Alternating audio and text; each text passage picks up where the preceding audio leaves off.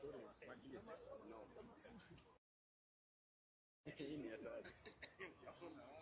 is the only force.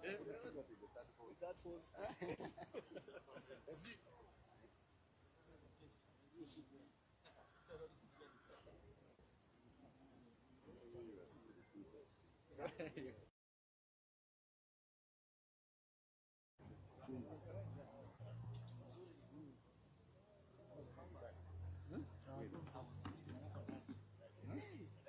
Check my phone.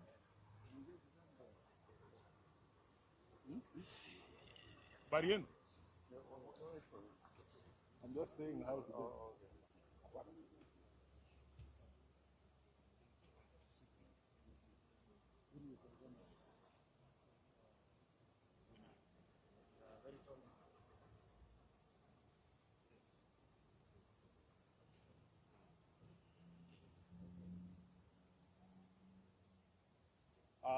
Can we know who's here? I'm being given the signal that we wait for 3 minutes.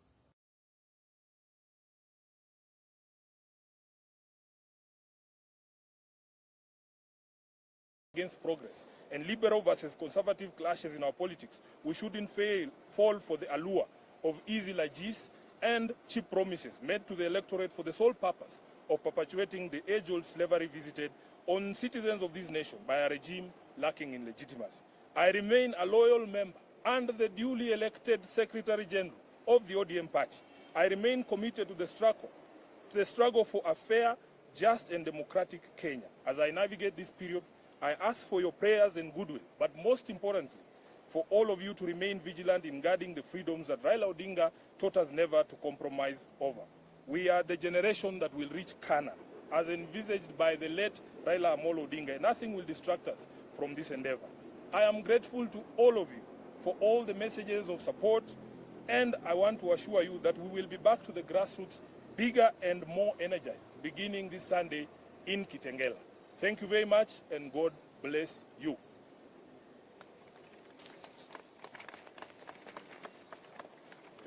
So we will allow the Deputy Party Leader to say a few things. The Honorable Governor James Orengo will say a few things, and the Honorable Winnie Odinga will say a few things. Then we will take questions. Thank you. I think a few days back, I raised an alarm that ODM party is now being remote controlled from State House.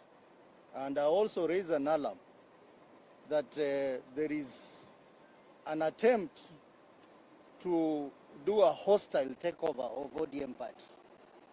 Now, this was not baseless.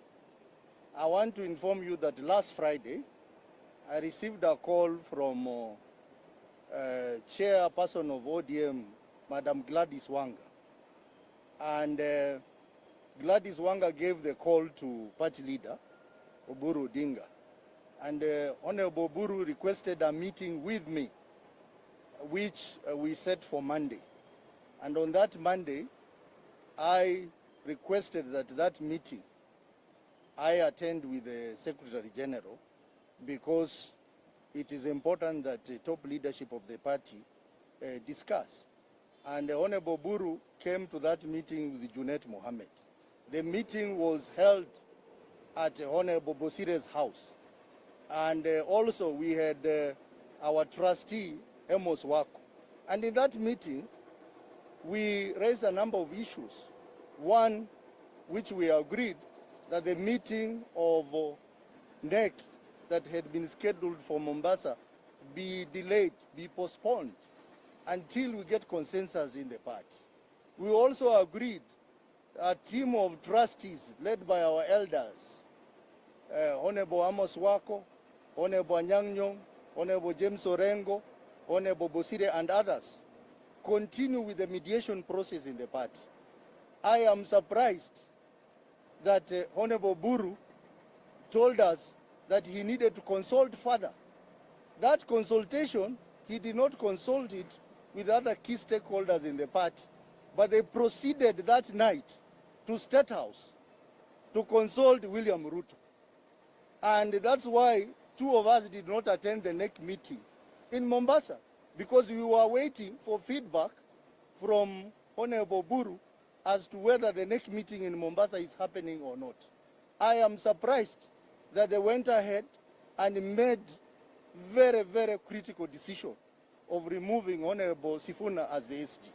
I want to call upon the membership of this party to stand firm and resist the efforts by President William Ruto to hostilely take over this party. We will not allow him. We will not allow him to have his way. And I know that many, many other leaders are going to join this cause. So we want to ask our members, especially in our stronghold, to remain calm, that Sifuna is going nowhere.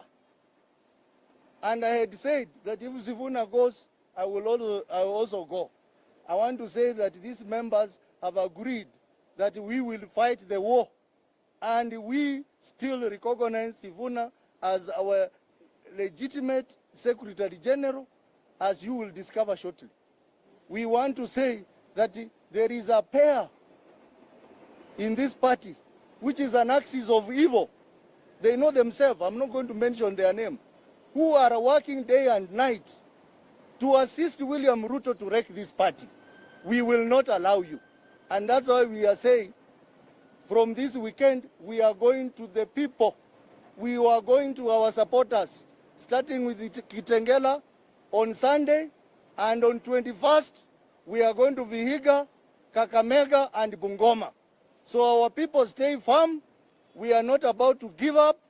We will continue to protect the legacy of Raila Amolo Odinga.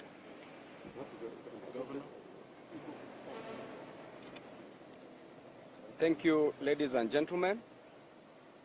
I want to state that the illegal removal of Sifuna from office is not taken on a light note by this team, and I want to condemn the leaders who did this. We know what Baba stood for. Baba stood for justice.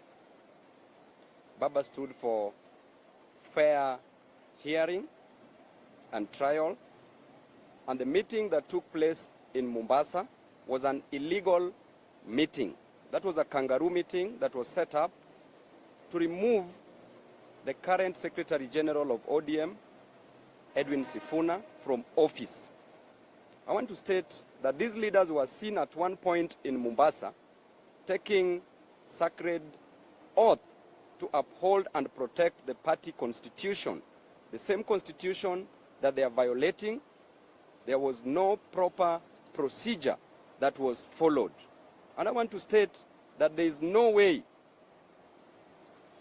that illegal office holders can remove a legal office holder, SecGen, from office. Lastly, I want to state that the only mistake Sifuna committed and the only mistakes that we are committing is to fight for the downtrodden, to fight for the forgotten in this society, to fight for the less privileged in Kenya, to fight for jobs to be given to our youth, to fight against the high cost of living that is affecting Kenyans in this nation. These are the only crimes that we are committing. And I want to assure you that we are going to fight. The war has been done, the war has been declared, a line has been drawn. If you are on our side, you are on our side. If you are on the other side, fight on the other side. But this is not going to stop anytime soon. Thank you.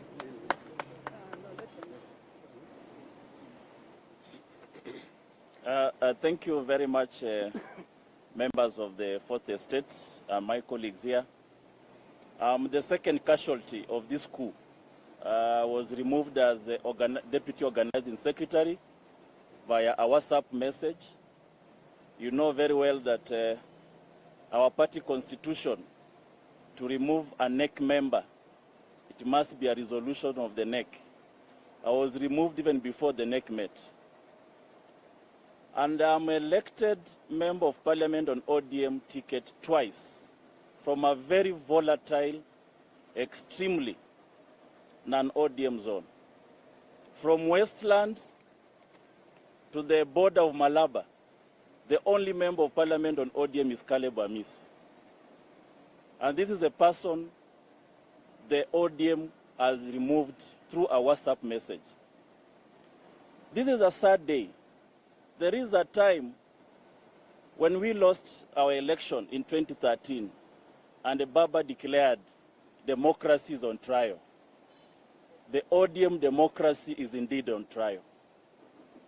It is a sad moment for us to gather here as people who believed in the ideals, the ideologies, and the philosophies of Baba Raila Odinga to complain about the very part that we have built through blood and sweat. It is indeed a sad moment for Kenyans. We are here to declare war. There is a coup that has happened in ODM. In olden days, coup plotters were supposed to have been stoned to death. Coup plotters were stoned to death. But we are in a democracy. That's why the SG is going to use the right legal channel. I have also instructed my lawyers to use the right internal dispute mechanism, failure to which will also go up the ladder through the justice channels. We want to urge all our supporters to remain calm, resilient. We are going to the people. We are going to continuously sell the ideals of Baba Raila Odinga. He is an institution. You can kill ODM, but you can never kill the ideology, the ideals of Baba Raila Odinga. And that is what we are going to stand for. We are there. We will protect ODM. We will protect what Baba stood for. He is an institution. Baba's name will never be erased in the political limelight of our country. Baba stands in the steps of Kennedy of US. Baba's name is that of Mandela of South Africa. That for you to become a president of Kenya, you will never become a president of Kenya without the name Raila Odinga in your campaign speech. We will protect that name with all that we have. Thank you very much.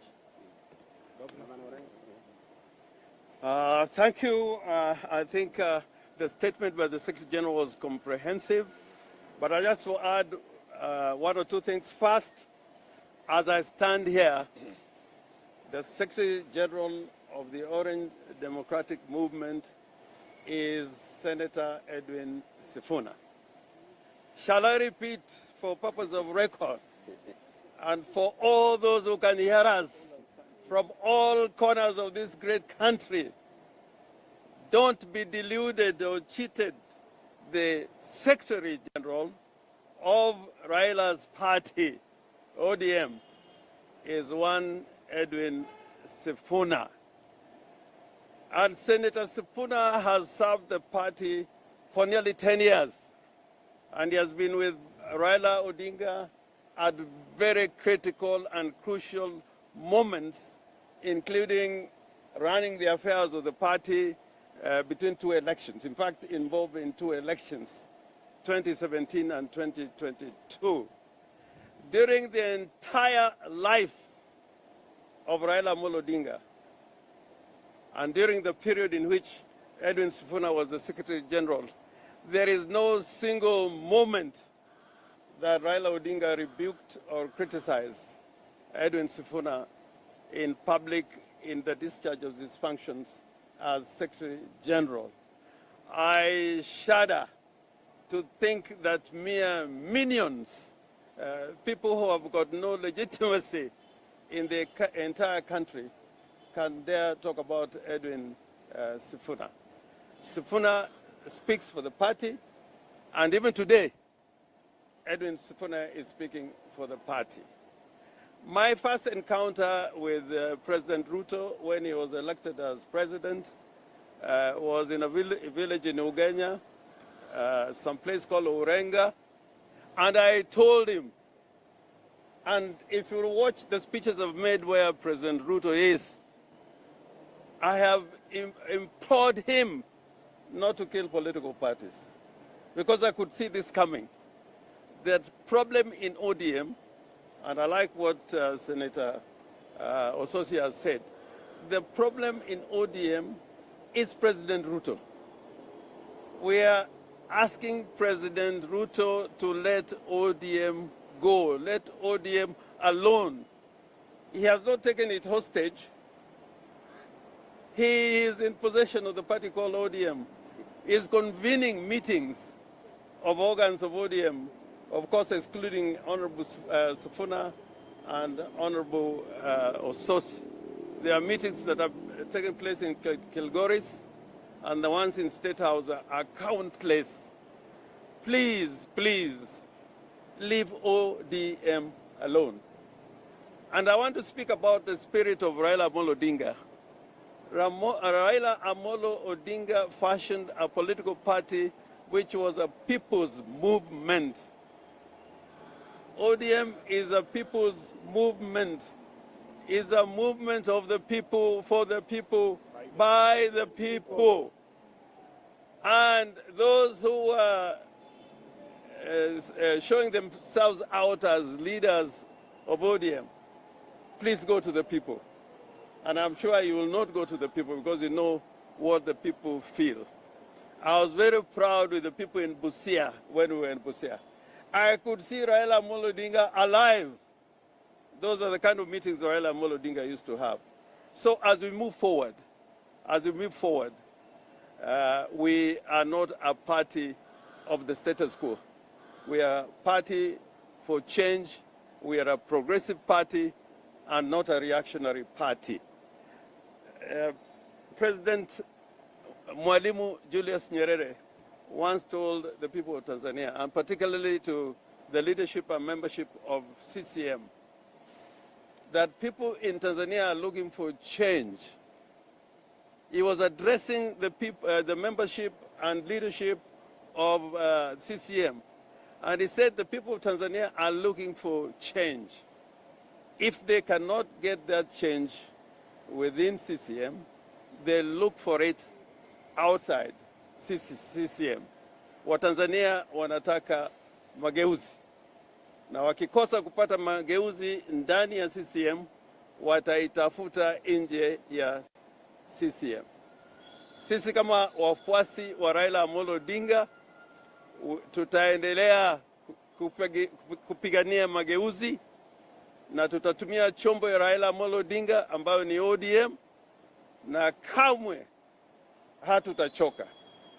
Na tunaanza wiki hii na wiki ijayo na pia Kisi vile Bwana Ososi amesema, and at the end, mwishowe, you'll find the spirit and body of Raila Amolo Odinga is in this ODM, the leadership that is standing here. I said at the funeral of Jaramogi Oginga Odinga that they killed Jaramogi Oginga Odinga. I said in the presence of President Daniel Arap Moi that they killed Jaramogi Oginga Odinga. I also want to say, without fear of contradiction, the death of Raila Amolo Odinga, which is still a mystery to a lot of us, those bear responsibility of the death of Raila Amolo Odinga are out there, and they are silent about it. But I hope that one day we will determine the circumstances in which Raila Amolo Odinga passed away. And that must be an objective that we must achieve. And in telling Moi that they killed Jaramogi Oginga Odinga, I also said that the spirit of Jaramogi will live on. And today I can say the spirit of Raila Amolo Odinga lives on. Thank you very much. Questions? Yes.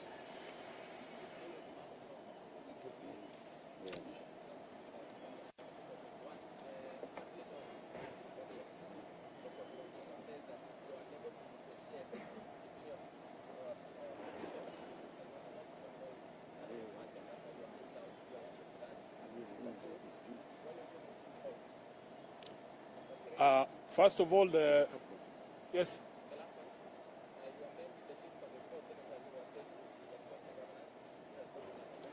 Yeah, first of all, our lawyers are already in court, and that matter that you have asked is a matter that is now properly before the court.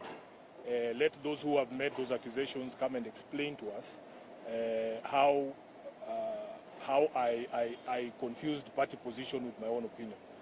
Secondly, I don't think it is correct for anyone to say that Sifuna does not have a right to have a personal opinion. Raila Amolo Odinga told them himself that every person in ODM, irrespective of the position we hold, has a right to be able to speak their minds. So if anybody wants to contradict what Mzee said, that's upon them. Lastly, this is a coordinated war. This is a coordinated war against Edwin Sifuna. You people know me. You have seen me at work. The Kenyan public knows me. Those governors that are making those allegations, we will meet them in court.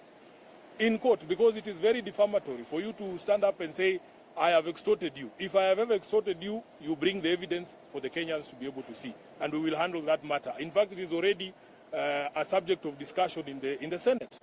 And we will deal with it from there. Any other question? Yes.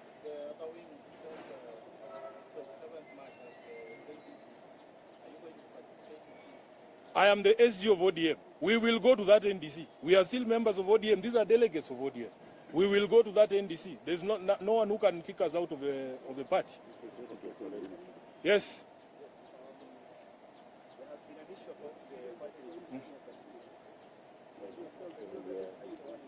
That is a matter for ODM.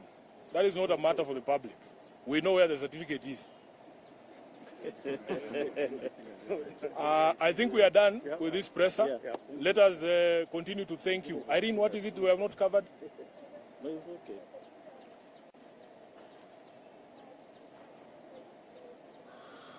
We will not respond to these rumors and unfounded allegations. If anyone has any evidence of any of these things, let them present them to you. Asanteni sana. Mungu awabariki. Good.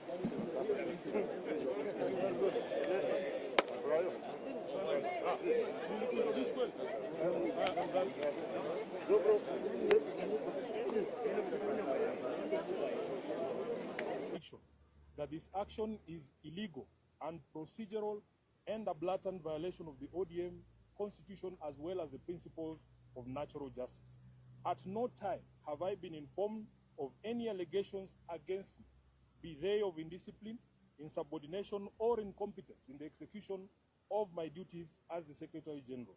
Neither have I been invited to respond to any complaints in and out of the party on any matter that would constitute grounds for removal of a Secretary General. Consequently, no lawful organ of the party has invited me to any hearing.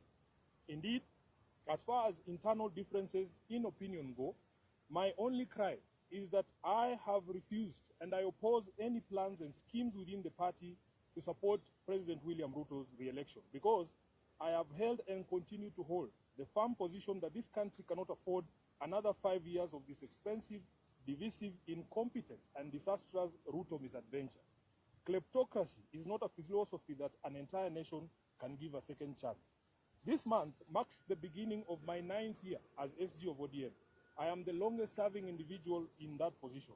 To serve that long at the feet of the enigmatic Raila Odinga needed one to summon all reservoirs of wisdom from all possible sources, but most importantly, to remain a true and loyal student of the great icon. Even in the current circumstances, I would never betray the ideals and principles of my late party leader. I have served this party with loyalty, diligence, and unwavering commitment because I had a leader in Raila who nurtured young people and young leaders and knew how to bring competing interests and egos into one functional movement. Together, we have defended the Constitution, strengthened internal party structures, and safeguarded the voice of millions of Kenyans who believe in social justice and accountable leadership. My record speaks for itself, and it always will. It is in public domain that my opposition to the party's dalliance with Ruto started long before the Right Honorable Raila passed on. He understood my reasons and accommodated them. It is also a known fact that regardless of what political deals Raila struck with different regimes, he would never have allowed his beloved party to be turned into a mere appendage of State House. where decisions are rubber-stamped after instructions are received from the regime. It is painful to note that sections of the party continue to desecrate the legacy and memory of Raila by turning this party into a theater of the illegal. Just last week, on 3rd February, a Gazette notice was released purporting to legitimize the recent changes in party leadership, with the rider asking for public input within 7 days, even though the stated date had lapsed by 3 weeks. Essentially, those who now purport to run the party are aware that, for instance, the new party leader was installed unprocedural and unconstitutional. These shortcuts and illegal edicts reflect the bad manners that progressive institutions and individuals pick up as soon as they get cozy with William Ruto. I leave it to the party members to judge if this really is the path that the Right Honorable Raila Odinga had set for us. Just 4 months after his death, we can all agree that Raila must be turning in his grave. In recent times, many respected personalities within the movement have reached out to me and the rest of the leadership, seeking a middle ground of unity, at least until the National Delegates Convention is called. I may not mention all of them, but the party trustees, and they know themselves, as well as Mama Ida Odinga and Her Excellency Ruth Odinga, the women representative for Kisumu, among others, have worked tirelessly to try and unite the party and renew the spirit of Raila in the party. But it seems the rest of the leadership, answering to instructions from elsewhere, has been unable to embrace dialogue. I want to assure our members across the country that this is not about positions. It is about principle. It is about protecting the integrity of our party. It is about ensuring that ODM remains a democratic institution governed by rules and not by impulses. And whatever actions I take from here, obviously, after wide consultations, I will do so with my head held high, knowing full well that I have never once let down my leader, the Right Honorable Raila Odinga, or the members of this party who are its backbone. As I said in Busia, Raila did not raise cowards. He did not teach us to run away from hardship or challenges, but to confront them head-on. Our party constitution places a responsibility on us to fight for ODM, and fight we shall. Through all lawful means, we shall fight for this great institution until the very end. We will challenge every illegality in the courts of law and in the court of public opinion. Surrender is not an option for us. I urge our members to remain calm, steadfast, and committed to the ideals that brought us together. ODM is bigger than any individual, and it must remain anchored in justice, transparency, and respect for its own constitution. Even as we confront the spectacle of stagnation against progress and liberal versus conservative clashes in our politics, we shouldn't fall for the allure of easy largesse and cheap promises made to the electorate for the sole purpose of perpetuating the age-old slavery visited on citizens of this nation by a regime lacking in legitimacy. I remain a loyal member and the duly elected Secretary General of the ODM party. I remain committed to the struggle for a fair, just, and democratic Kenya. As I navigate this period, I ask for your prayers and goodwill, but most importantly, for all of you to remain vigilant in guarding the freedoms that Raila Odinga taught us never to compromise over. We are the generation that will reach Canaan, as envisaged by the late Raila Amolo Odinga. Nothing will distract us from this endeavor. I am grateful to all of you for all the messages of support, and I want to assure you that we will be back to the grassroots, bigger and more energized, beginning this Sunday in Kitengela. Thank you very much, and God bless you.